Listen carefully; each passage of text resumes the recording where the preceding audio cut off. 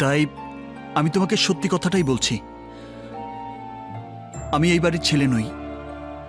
তোমাকে বিয়ে করার আশায় আমি নিজেকে জমিদার বাড়ির সন্তান হিসেবে প্রমাণ করার জন্যই এই বাড়িতে দত্তক হিসেবে এসেছি। নো, আমি দৌলতের সাথে প্ল্যান করে তোমাকে এই বাড়িতে নিয়ে এসেছি। তুমি? হ্যাঁ রাজা বাবু, অসহায় মানুষের জীবন বাঁচানোর জন্য নিজের জীবন বাঁচিয়ে রেখে তোমাকে লড়াই করতে দেখে আমার মনে এই বিশ্বাস জন্ম নিয়েছে যে একমাত্র তুমিই পারবে এই বাবুনগরের নিরীহ মানুষদের ওই অত্যাচারী সওদাগরদের হাত থেকে রক্ষা করতে। আমার বাবার উপর সওদাগররা সেদিন যে নির্যাতন করেছিল তার প্রতিশোধ নেওয়ার জন্য আমি চৌধুরী সাহেবকে তোমার খবর দিয়েছি।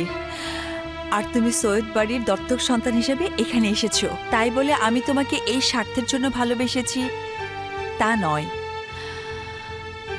সত্যি সত্যি আমি তোমাকে আমার জীবনের চেয়েও বেশি ভালোবাসি। আল্লাহ না করুক এই লড়াইয়ে তোমার যদি কিছু একটা হয়ে যায়, তাহলে তোমার সাথে আমাকেও এই পৃথিবী থেকে বিদায় নিতে হবে। আর তাই কাল সকালে লড়াইয়ের ময়দানে আমি তোমাকে জয়ী দেখতে চাই রাজা বাবু, জয়ী দেখতে চাই, জয়ী দেখতে চাই।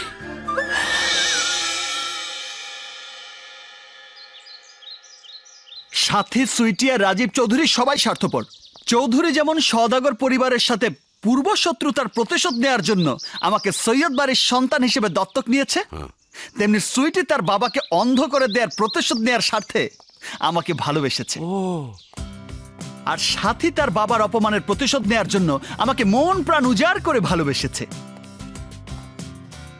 আমি কারো প্রতিশোধের হাতিয়ার হতে চাই না। কিন্তু এই কথা তো সত্য, সৈয়দ বাড়ির সবাই তোরে নিয়ে অনেক স্বপ্ন দেখছে। স্বপ্ন তো আমিও দেখেছি, কিন্তু তাই বলে খুন খারাপি? 25 বছর সৈয়দ বাড়িতে কোনো ছেলে সন্তান না থাকায় খুন খারাপি হয়নি। আর তাই আমি চলে গেলে কোনো খুন খারাপেরও দরকার হবে না। তার মানে তুই চিরদিনের জন্য সৈয়দ বাড়ি ছেড়ে চলে যেতেছস? আরে না, আজকের দিনে মারামারি হবে, তাই শুধু এই একটা দিন আমরা অন্য কোথাও কাটাবো, তারপর আবার ব্যাক টু দ্য প্যাভিলিয়ন, মানে সৈয়দ বাড়িতেই ফিরে আসবো। আমি জানি ফিরে আসার পর সৈয়দ বাড়ির সবাই আমাকে ভীতু কাপুরুষ বলে অপমান করবে, তাতে আমার কোনো দুঃখ থাকবে না, কারণ অন্তত এই একটা দিন সওদাগর পরিবারের কাছে পরাজিত পরিবার হিসেবে সৈয়দ বাড়ির সবাই ভালো থাকবে, আর তাতেই আমি খুশি। বাহ, এখন চলো। আকাশ আরে এইদিকে। বাতাস।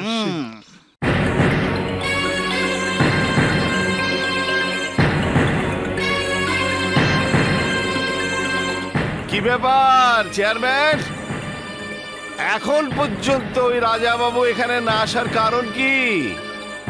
আমাদের ভয় কি ওর হার্ট অ্যাটাক করেছে, না কাপুরুষের মতো পালিয়ে গেছে? আমার তো মনে হচ্ছে এখনো যখন আসেনি তখন পরাজয়টা হয়তো মেনে নিয়েছে।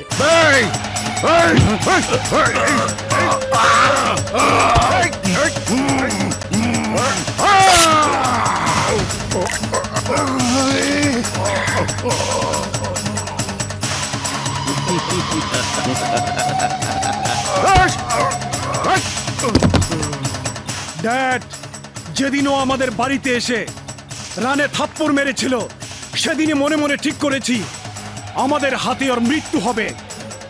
তাই যাও ভাইজান, ওকে ধরে নিয়ে এসো। এই চল সবাই। দাঁড়া আকরাম, দাঁড়া। ওকে ওই বাড়িতে কিছুই করবি না, এখানে ধরে এনে আমার চোখের সামনে টুকরো টুকরো করে কেটে কুকুর দিয়ে খাওয়াবি।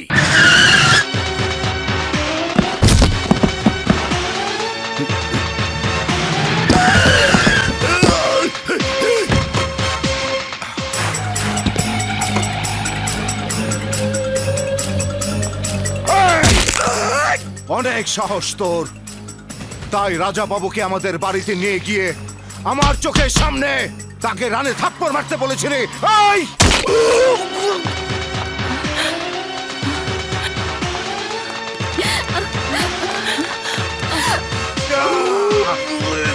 কে কে এইভাবে চিৎকার করছে? এই টমটমালাকে ওর টমটমের ঘোড়ার সাথে বেঁধে ছেড়ে দে।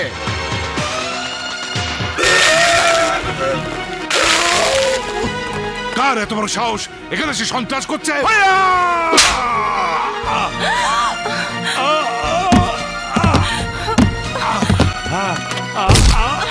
বাবা, বাবা, এটা কিন্তু খুব বেশি বাড়াবাড়ি হচ্ছে। এই, তুই সেদিন বলেছিলি তোর ছেলে মরে গেছে, তাতে কি? এই বাড়ির ছেলে আসবে, কিন্তু কোথায় সে?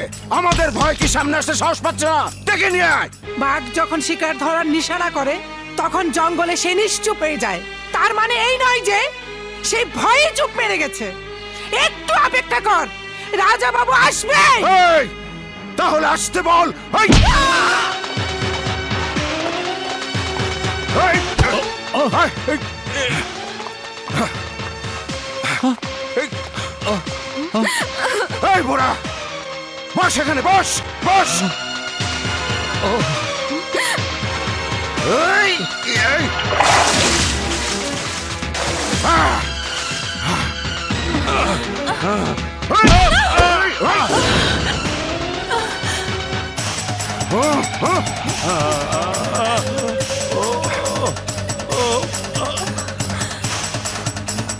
বস বস।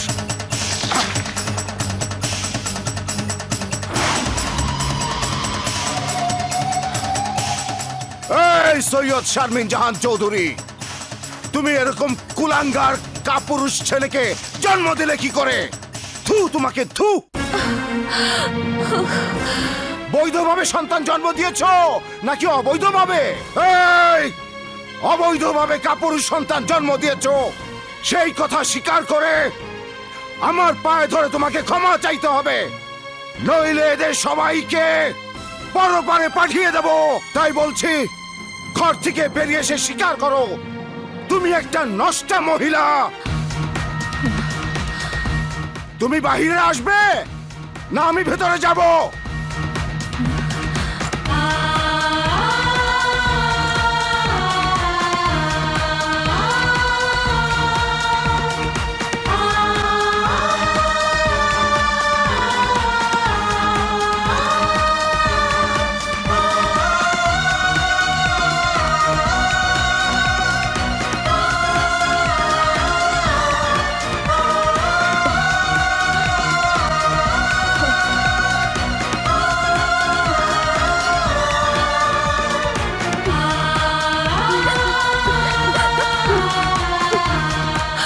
ওখানে দাঁড়িয়ে আছিস কেন? আমার সামনে এসে আমার পা ধরে ক্ষমা চা, নইলে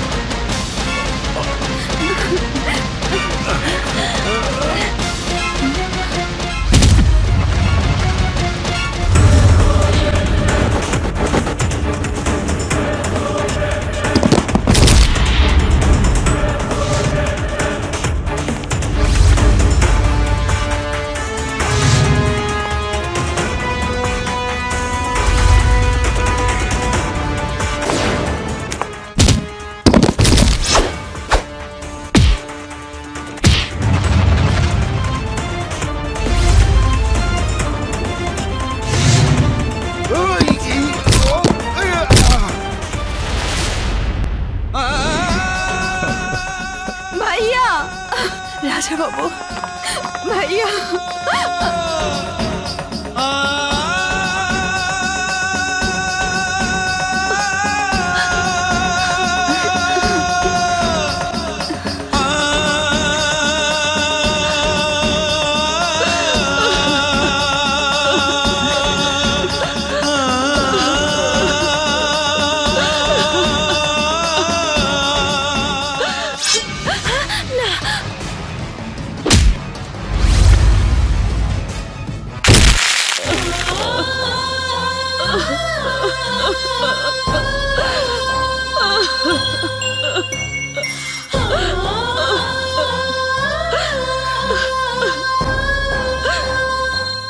নানা ভাই।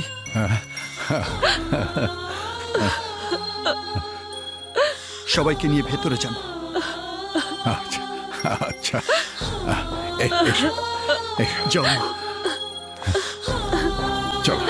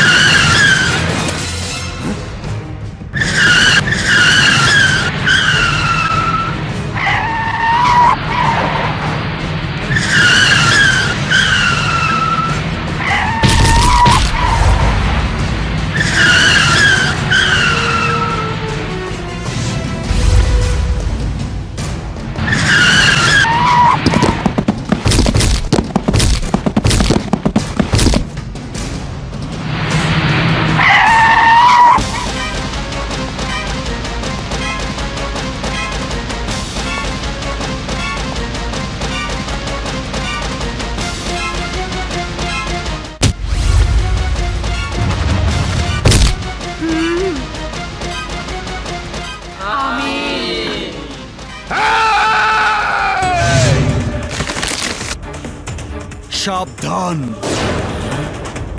এই হাত শুধু এক পরিবারের প্রয়োজনে ওদের উপর ব্যবহার করেছি, আর এখন বাবুনগরের হাজারো পরিবারের প্রয়োজনে ব্যবহার করলে পরিণাম কি হতে পারে বুঝে নে। এই, তুই আমাকে স্বীকার করবি? তুই? ফুহ! আরে কুকুর কখনো বাঘ শিকার করতে পারে না। এই পৃথিবীতে কে কখন জন্ম নেবে আর কে কখন মারা যাবে তার প্রতিটি হিসাব ওই উপরওয়ালার হাতে, তোর মতো শয়তানের হাতে না।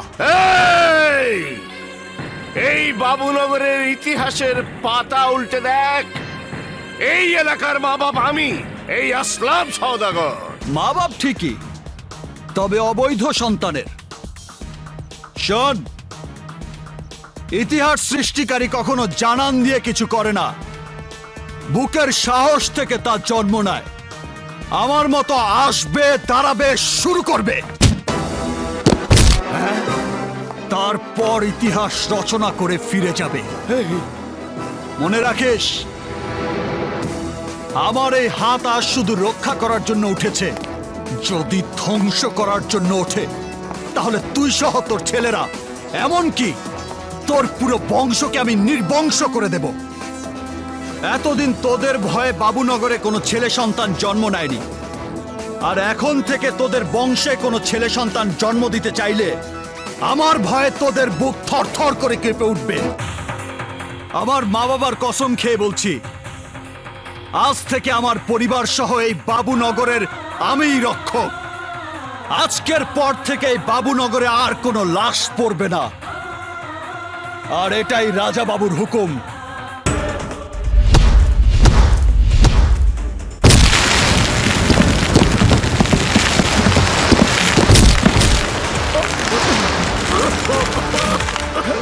তাই বলছি, be careful. No commitment, no appointment, only punishment.